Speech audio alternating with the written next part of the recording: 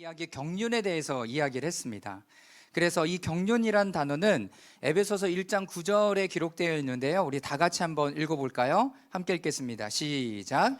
그 뜻의 비밀을 우리에게 알리신 것이요 그의 기뻐하심을 따라 그리스도 안에서 때가 찬 경륜을 위하여 예정하신 것이니.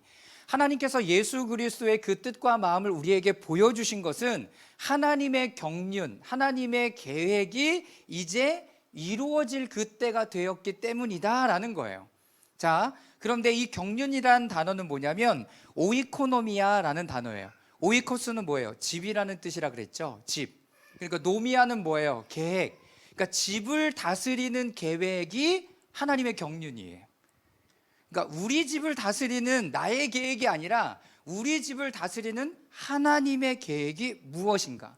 우리나라의 경제를 이야기할 때도 그냥 경제 장관을 이렇게 세워놓는 게 끝이 아니라 하나님께서 이 나라를 이루어가고자 하는 하나님의 뜻과 마음이 뭐냐는 거예요. 이것은 뭐까지도 계획이 돼요? 나를 이루시는 그 하나님의 계획까지도 연결되어져 있습니다. 그러니까 지금 하나님의 계획을 쭉 이루어가는 데 있어서 예수 그리스도의 아기 예수님의 태어나심은 어떤 의미가 있는지를 확인하는 거죠. 예수님이 오셨어. 그런데 태국도 그렇고 몽골도 그렇고 전 세계 보면 그냥 반짝거리고 이런 것들이 좋아서 틀이 만들어 놓은 나라가 부지기수예요. 태국도 그렇더라고요. 몽골도 그래요. 제가 가본 여러 나라들은 그냥 반짝이는 게 좋아서 이 트리를 만들어 놔요. 그런데 팀 켈러가 얘기하죠. 지금처럼 어떤 때 예수 그리스도가 나셔서 성탄 트리를 만들고 또 선물을 교환하고 한 해를 마무리하는 것처럼 이것보다 더 하나님의 살아계심과 역사하심과 일하심을 나타내는 것, 이때가 가장 좋은 때다라고 얘기해요. 여러분 연말에 선물 주고받잖아요. 그 선물의 의미가 뭐냐는 거예요. 원래는 뭐예요? 예수님이 우리의 참된 선물이다 라는 것 안에서 선물을 나누는 거죠. 그런데 이것이 예수님은 싹 빠져버리고 비싼 거 사서 다른 사람에게 나눠주는 것, 이렇게만 돼버리니까 태국 같은 경우도 이때가 가장 사람들이 물건을 많이 사기도 하고 그런 때라고 얘기를 하더라고요. 여러분 지금 이때가 예수님의 오심, 예수님이 우리 가운데 오시고 선물을 나누고 초대하고 여러분 이런 것 안에서 그 의미들을 정말 잘 누릴 수 있고 알아갈 수 있는 때가 바로 지금이라는 거예요.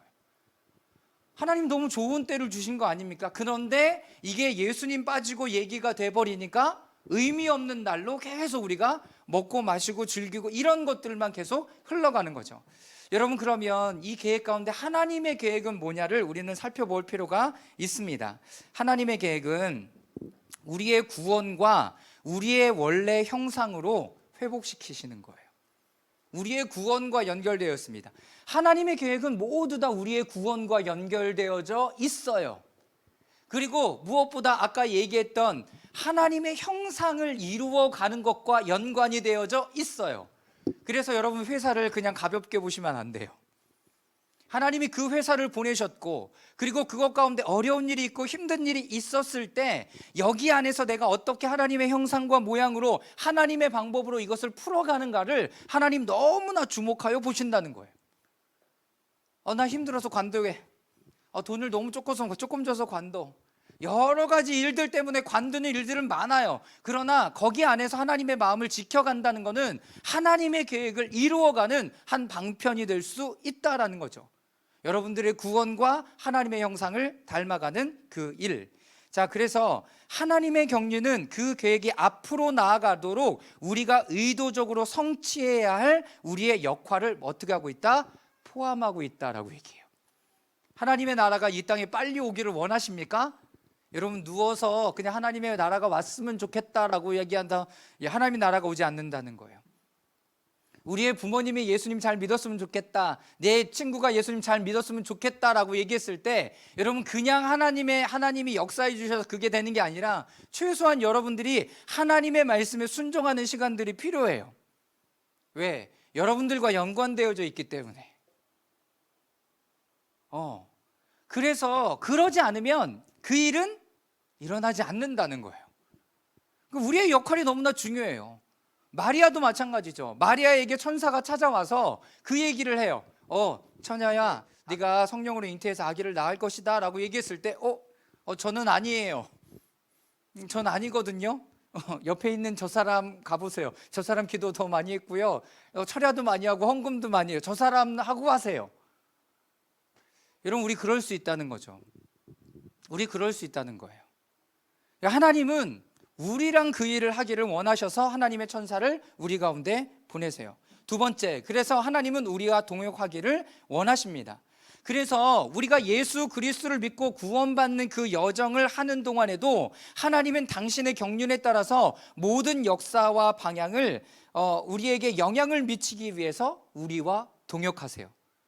하나님 알겠습니다, 아멘하고 이것들을 받아들이면 내 구원을 이루어가는 과정 가운데서도 하나님은 어떻게 하나님의 형상을 그 일들을 통해서 만들어가고 완성해 가세요. 이거 빠지고 일만 하면 우리는 그냥 일하는 존재밖에 되지 않아요. 그런데 이게 하나님의 경륜과 하나님의 나라와, 그래서 여러분 이 목사님들이 이야기하실 때도 잘 들어야 돼요. 이게 성경적이다라고 얘기했을 때는요, 성경을 자신의 관점으로 얼마든지 해석할 수 있어요. 뭐가 될 수 있어요? 그래, 오류가 될 수 있어요. 그래서 정확하게 얘기한다면 하나님 나라의 복음의 관점으로 봐야 돼요. 이것이 하나님의 나라와 무슨 관계가 있냐라는 거예요. 지금 내가 어떤 것 하나를 사고 내가 그 사람을 만나고 하는 것이 하나님 나라와 무슨 관계가 있냐라는, 그리고 이것이 복음 안에서 어떤 의미가 있냐라는 거예요. 그렇기 때문에 하나님 나를 거기에 보내신 거거든요. 이번에 태국 아울리치가 그랬던 거예요. 하나님이 그 사람을 그냥 연결시켜 주셨어요. 그런데 우리는 어떤 계획이 있는지 모르죠. 그런데 그 시간을 어떻게 사는 거예요. 하나님 알겠습니다, 제가 갔다 올게요. 갔다 왔는데 하나님이 보여주고 싶은 것이 너무나 많았고 그 선교사를 통해서 우리에게 말씀해 주시는 것이 너무 똑같았고 우리가 새로운 방향을 정하기에 여러분 충분했습니다. 여러분, 이런 삶의 여정이 우리 가운데 계속 펼쳐진다는 거예요. 내가 그거를 선택할 수도 있고 안 할 수도 있겠죠. 자, 세 번째, 세상을 위해 그분을 다가오게 하시도록 우리를 부르신다. 그래서 하나님의 경륜의 특정한 구체적인 전개는 우리가 우리의 역할을 완수하지 않으면 일어나지 않을 것이다 라고 얘기합니다. 하나님 우리에게 맡기세요. 그런데 우리가 그 일들을 하나하나 하나님과 함께 그 일들을 하기를 원하세요. 그럴 때 구원에, 하나님의 형상에, 그리고 하나님의 경륜에, 오늘 말씀은 여러분 그 선상 안에서 말씀을 봐야 돼요. 그 말씀을 봐야 합니다.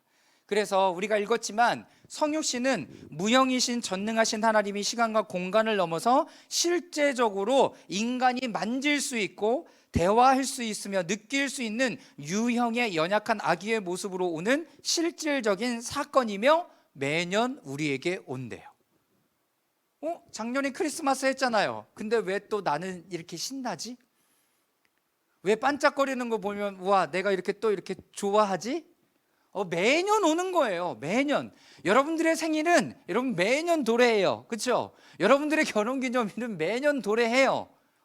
그런데 그날을 아무런 의미 없이 보낼 수도 있고요, 가장 기쁜 날로 삼아서 보낼 수도 있어요. 그러니까 이 날은 어떤 거예요? 이제는 우리 삶의 실제적인 거지. 실제적인 것이 되는 거죠. 그렇기 때문에 기억할 때마다 내가 그 시간 가운데 약속했고 함께했던 그것을 내가 사고 누리고 할 때 나는 그 안에서 계속 어떻게 그리스도 안에 성장하고 자라는 시간들을 가져가요. 자, 로마서 8장 29절 말씀 다 같이 한번 읽어보도록 하겠습니다. 시작. 하나님이 미리 아신 자들을 또한 그 아들의 형상을 본받기 위하여 미리 정하셨으니 이는 그로 많은 형제 중에 맏아들이 되게 하려 하심이니라. 네, 아들의 형상을 본받게 하기 위해서 우리 가운데 보내주셨는데 뭐예요? 맏아들이 되게 하신대요. 여러분, 맏아들 어떤 의미를 가져요? 출애굽할 때 맏아들 어떤 의미를 가졌어요? 어떤 의미를 가졌어요? 그 가족의 대표의 의미를 가져요. 가족의 대표. 그래서 이스라엘 백성들이 출애굽할 때 마지막 재앙이 뭐였어요? 장자의 죽음의 재앙. 왜? 장자가 하나님 안에서의 마다들의 역할을 감당했던 게 아니라 우상의 어떤 역할을 감당하는 마다들의 역할을 했기 때문에 하나님이 그 나라의 마다들 맛배를 다 죽인 거죠. 우리 예수 그리스도가 마다들이 되는 게 여러분들에게는 좋아요. 왜? 마다들이신 예수 그리스도가 온전한 삶을 사시고 우리를 위하여 십자가에 달려 돌아가심으로 그 마다들에게, 그리고 그 다음부터 나는 모든 자손들에게, 자녀들에게 어떤 의미를 가져요? 그 사람이 대표성을 갖고 온전하게 되는 거예요.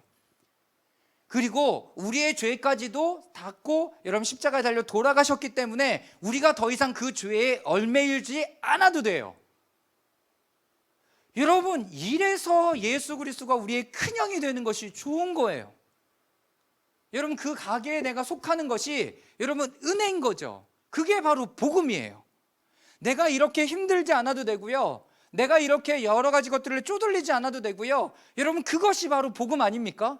여러분들이 뭘 해서 복음을 얻어내는 거예요? 아니, 이미 예수님 다 하셨어요.